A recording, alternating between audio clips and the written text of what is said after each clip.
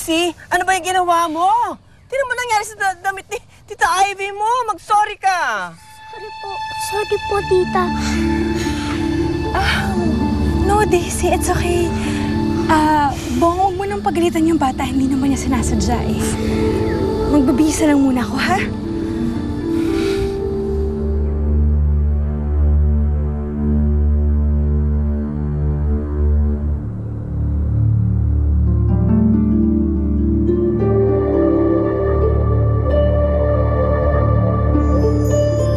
Bakit kaya ganun? Kahit madalas ko nang kasama si Tita Ivy, parang hindi ko pa rin siya gusto. Mayroon talagang kakaiba sa kanya eh. Hindi ko nga lang alam kung ano. Baka naman gusto ko lang talaga si Tita Camila. Kaso patay na naman ako kay Daddy Bong kapag kinulit ko siya tungkol doon. Ba't nga pala hindi mo kasama si Camila? Atin na lang mang ador, ha? Oh. Kasi pakiramdam ko kasi nawala na ng gana si Bessie, simula na galit sa kanya si Bong. Lalo na, andito naman daw si yun si Ivy. Bakit naman siya ganon? Iba naman siya at iba naman si Ivy. Yun na nga yung ini-explain ko sa kanya pero alam mo, feeling ko na insecure na talaga si Camila kay Ivy. Hindi ko na nga alam sasabihin ko sa kanya para ma-encourage siya ulit bumalik sa dati. Alam ko kasi, mahalaga pa rin naman sa kanya si Ivy saka si Bong. Yun nga lang, yung pakiramdam niya kasi, hindi na siya kailangan dito. Pinanghihinaan na ng loob si Tita Camila kaya hindi na siya dumadalaw. Naku, hindi pwede mangyari to. Dapat may gawin ako para lumakas ulit yung loob niya. Ano naman kaya gagawin ko?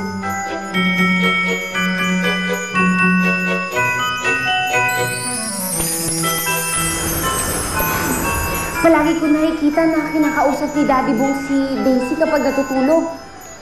Sana talaga gumana to. Tita Camila, huwag kang sumuko kay Daddy Bong at saka kay Daisy. Huwag mo silang iwan. Huwag mo silang pabayaan. Alam kong mahal na mahal mo sila. Yun ang gamitin mo para huwag kang panghinaan ng loob. Alam ko na ikaw ang karapat-dapat na mami para kay Daisy at wala nang iba.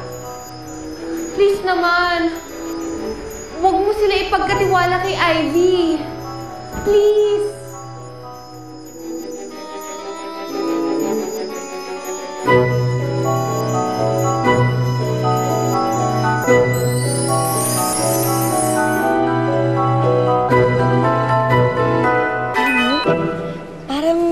Nadidinig akong boses sa pagtulog ko.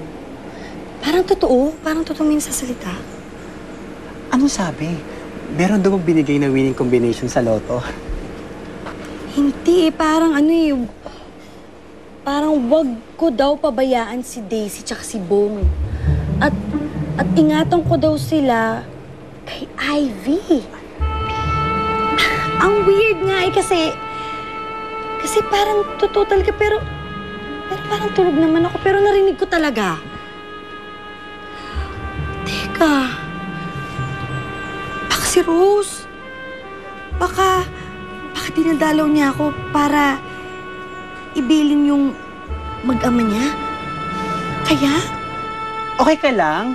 Hello? Naniniwala ka pa talaga sa multo? Walang multo. Oo nga naman. Walang multo, Hindi naman nga talaga totoo yung mga ganyang multo, no? Pero dinig ko talaga parang totoo, ha? Pero baka nga hindi kasi panaginip lang yun. Pero yung boses, parang totoo na may nag-a-advise sa akin. Ay, alam mo, mabuti pa. Ayoko na lang isipin. Kasi sumasakit na yung ulo ko talaga. O siya, may kukunin lang ako sa loob, ha? Okay. Multo? Jing! Jing! Ay, naku! Wala raw multo? Parang pusa na hindi maihi. Huh? Imagine mo, Natapunan ng paint yung damit ko. Kakabili ko lang nun eh. Ang mahal-mahal nun. Nako, don't tell me, tinirayan mo na naman yung bata. Of course not. Eh di ba nga, sweet-sweetan yung image ko sa kanya, no?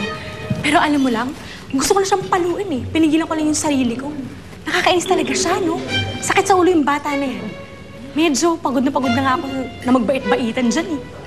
Alam mo, kanina ka pa nagre-reklamo. Ayaw mo na ba magtrabaho? Sabihin mo lang, I can find someone else to do that. Ay, hindi naman sa ganun, Daphne. Siyempre, okay naman sa akin yung binibigay na trabaho niyo ni Ma'am Mercedes, di ba? Mabuti naman kung ganon. Sino yun? Nandito na rin kayo? Yes!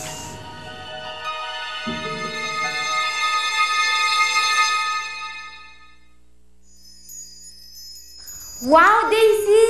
Ikaw lang gumawa niyan? Kami ni Tita Ivy. Tinulungan niya ako. Hindi mo ba namimiss si Tita Camila? Namimiss din. Konti lang. Kasi, nandito naman si Tita Ivy eh. Kaya, masaya pa rin. Ikaw, hindi ka ba happy kay Tita Ivy? Okay lang. Pero kasi, mas masaya ako sa mga araw na kalaro natin si Tita Camila. Sana bumalik na siya, no? Kasi pag andyan siya, ramdam na ramdam ko na mahal niya kayo ng Daddy Bong mo. Love din naman kami ni Tita Ivy eh. Paano mo naman nalaman? Sabi niya, at naniniwala ko sa mga sinasabi ni Tita Ivy. Oo. Magdadala ako ng pagkain para kay Bong tsaka kay Daisy. Ako nang bahala muna dyan sa shop. Sige na, please, Jean. Oh. Ano, Ivy? Kaya mo pa ba? Sabihin mo, baka gusto mong mapalitan. Nahihirapan ka na ba sa trabaho mo dyan sa batang yan? Nahihirapan po, pero I know it's all part of the plan na mapalapit sa kanya. Eh, minsan lang kasi hindi ko alam kung hanggang kailan ko kaya magpasensya eh. Alam mo, naisip ko nga na sana hinaya ako nilang malunod si Daisy. Pero syempre, naisip ko lang naman ho yun, di ba? Mas maganda nga yun nangyari kasi ako yung naging hero niya. Mas maganda yung scheme ko na butasin yung life vest ng bata na yun. Pero at least, ako yung hero niya ngayon, di ba? Diba? Tama na yung pagbubuhat mo ng sarili mong bangko sa pagsisave mo kay Daisy. Ang isipin mo kung paano mo sisiguraduhin na yung mag-ama eh hindi babalik ng Maynila. True that. Aba, hindi ata kami papayag na basta-basta na lang makakabalik si Bong sa bahay at sa kumpanya.